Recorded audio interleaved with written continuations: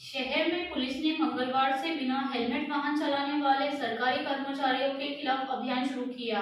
पहले दिन 210 चालान काटे गए।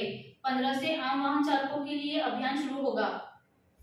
शहर में 15 फरवरी से टू व्हीलर वाहन चालकों के लिए हेलमेट पहनना जरूरी होगा। मंगलवार से बिना हेलमेट पहनने वाले सरकारी कर्मचारियों पर कार्रवाई शुरू हो गई है।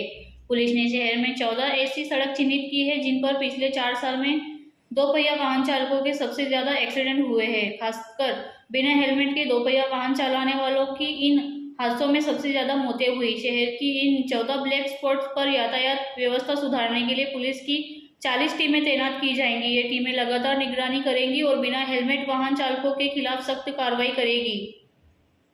गुजरात राज्यના ડીજીપી શ્રી સાહેબે ખાસ પરિપત્ર આપી અને સૂચના કરેલી કે તમામ જે સરકારી અધિકારી તથા કર્મચારી હેલ્મેટ અવશ્ય પહેરશે અને ટ્રાફિક નિયમોનું પાલન કરશે। જેના અનુસંધાને સુરત શહેરમાં અલગ અલગ સરકારી કચેરી ખાતે હેલ્મેટ લોકો પહેરે એ બાબતે પોલીસની અલગ અલગ ટીમો રાખી જે હેલ્મેટ પહેરીને આવે છે તેને પ્રોત્સાહિત કરે છે, જે નથી પહેરીને આવતા એને ઈ મેમો આપી દંડ વસૂલ કરી રહ્યા છે।